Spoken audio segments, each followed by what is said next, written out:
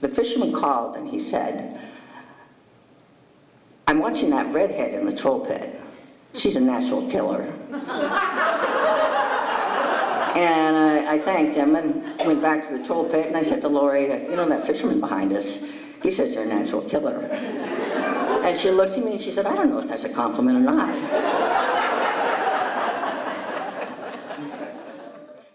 In 2009, I was 21 and my sister was 17.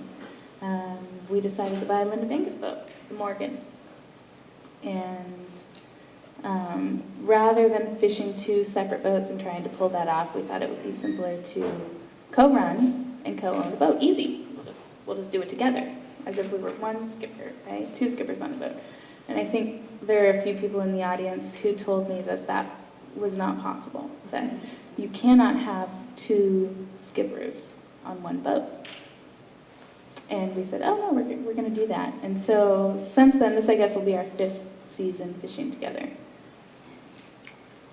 So I call over to visit with Coral and Katie on the drag, and I've kind of deduced how they've worked this out. One of them is running the boat while the other one is sleeping.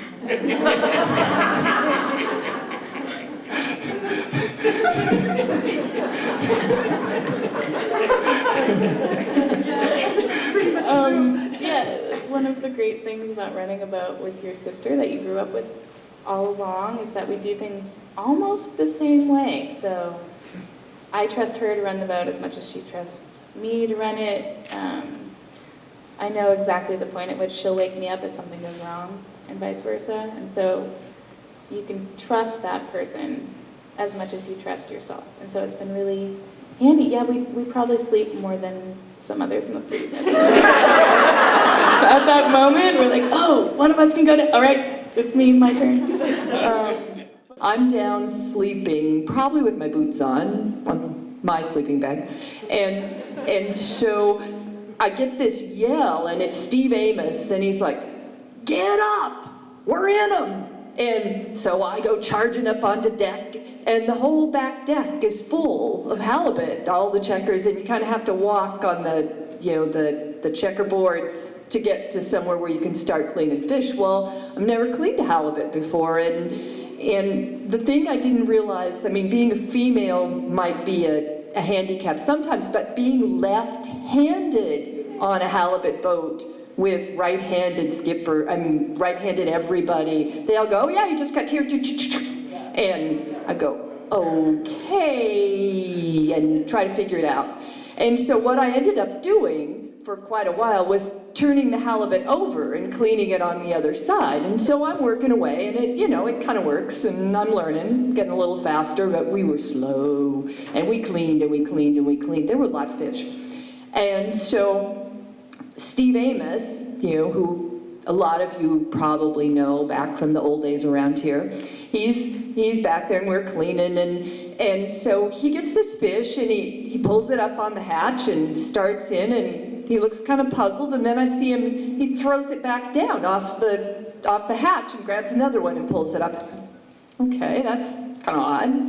And so I get ready, and I grab my next fish and throw it up on the hatch, and it's backwards. It was a left-handed halibut. And it was like, oh, finally, I get it. This is how you clean a halibut. And yeah, but it's the only left-handed halibut I've ever seen. And I don't know, on the slideshow, there was a picture of me with 2 halibuts, and one of those was a left-handed halibut. I fish for 2 reasons. One of them is because I love my 6 months off every year.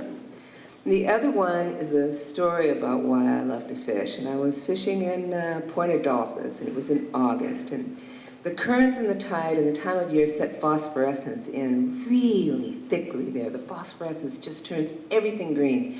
Where you can sit on the bow rail and you can look into the water and you can see fish swim by because they're so illuminated by the phosphorescence.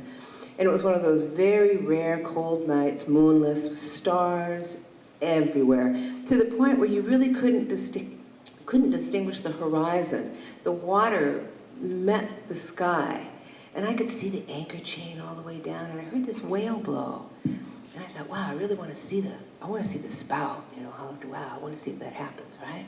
So I hear the whale moving along the shoreline and moving along the shoreline. And sure enough, I didn't ever see the spout, but what I saw was the whale.